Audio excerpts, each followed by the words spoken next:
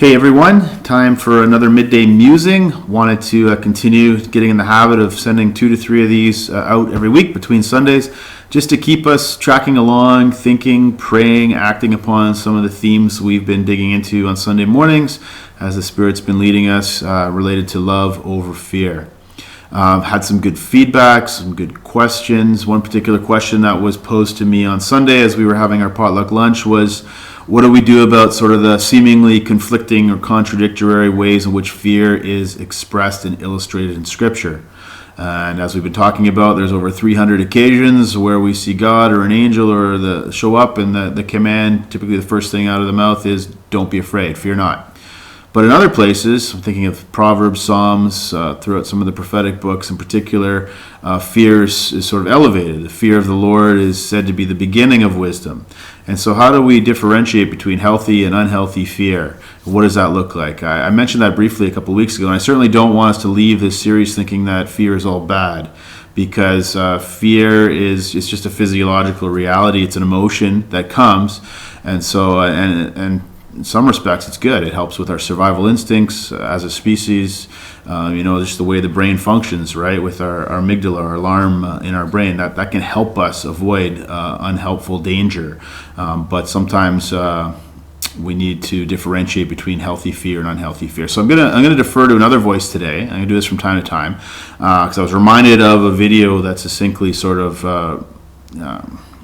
answers this question, and it's from Ron Rolheiser. He's grew up in Saskatchewan. He now is the president of a seminary down in Texas, and he's got some good things to say. This video is called Love's Fear. It's from theworkofthepeople.com, which is where I draw most of my video content over the years that I've used. It's a goldmine of resources. So I wanted to share Ron's voice today. So take a look at this. It'll be some food for thought to meditate on, press into, lean into. Don't just think about it, but hopefully we can sort of act upon some of these nuggets of wisdom here. So enjoy the rest of the day, and I'll be back a couple more times this week with some more midday musings. Love well, and have a great day.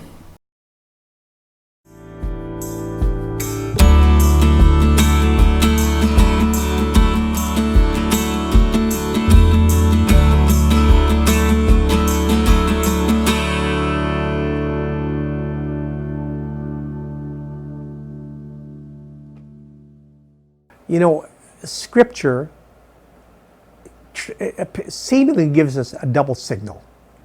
One of them is, it says, the fear of the Lord is the beginning of all wisdom. Fear of God is the beginning of wisdom. And at the same time in Scripture, you have more than 300 times where God appears in human life. They call that a theophany. 300, and the first words are always, don't be afraid. Oftentimes repeat it, don't be afraid. Don't be afraid. So it seems every time God appears in your life, the first words are going to be, don't be afraid. And if it frightens you, it doesn't come from God. And yet it says, the fear of the Lord is the beginning of wisdom. It's only a seeming contradiction, See, when they say fear of the Lord, it's a different kind of fear they're talking about. They're talking about what I call love's fear. If you fall in love with somebody, it's going to bring certain fear and reticence in your life in this sense. Not so much that you're scared they're going to punish you or whatever. You begin afraid that you're going to be unfaithful, that you're not going to measure up, that you're not going to fully respect this person.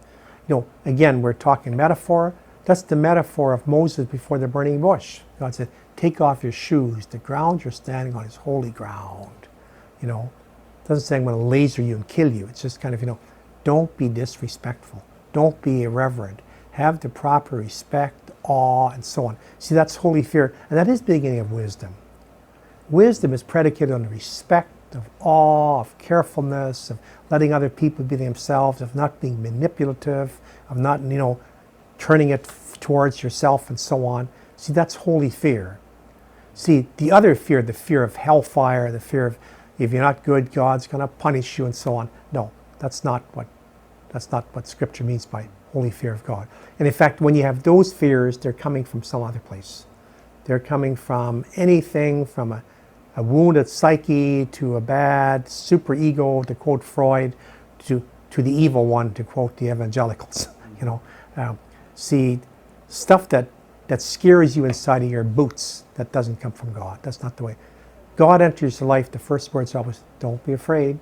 Don't be afraid. God doesn't frighten you. When you feel afraid, what should we do? Don't treat it religiously. Remember at the beginning of our conversation, I talked about the power of God, that God comes into our life like the baby. Remember, babies don't intimidate anybody. See, God doesn't frighten you. Babies don't frighten you. And yet, they're coming over yet you have to act with respect and intimidate, and so on. See, so people always say, why don't we preach hellfire anymore? You know why we don't preach it anymore? Because it's wrong. It's just wrong. You don't scare people into church. You don't scare people into a loving relationship. You invite them in. You attract them in. God attracts. Remember, it said God is goodness, truth, and beauty. Not attracting with shiny objects, and clever marketing campaigns, but attracting with goodness, truth, and beauty. Those things aren't clever. They're not shining objects. They're deep, and our hearts are made to recognize them. And this is good. This is true. This is beautiful. They're godly, and so.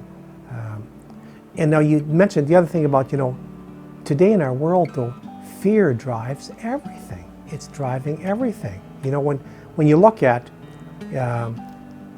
see what's happening in the whole world. So I begin with the Islamic world. ISIS, Al-Qaeda, they're doing everything by fear. But if you look at what's driving elections in the Western world, from America through Brexit, through Spain right now, it's all fear-based. Fear. And then we'll protect you. We're going to protect you. I guess then. Yeah. Or say there's going to be a huge gun debate now after Las Vegas, but people are going to say, we need those guns. We got to protect ourselves. See, that's fear-based. It's fear-based. Not trying to get on one way or the other on the gun control issue. I'm a Canadian, but notice how much on both sides is to do with fear. Fear drives our world. It's driving Christians. It's driving everybody. What is our big problem with refugees? Fear. Fear from everything. They're going to take our jobs, or they might be terrorists, or they might. Notice every one of them is fear-based. Well, what if they take our jobs? What if there's terrorists among them? What about this and so on? Well, I could quote scripture, and Jesus says, welcome the refugee. All of scripture says, welcome the stranger, welcome the refugee. But we're afraid. That was metaphoric. Well, no, I don't think that's metaphorical.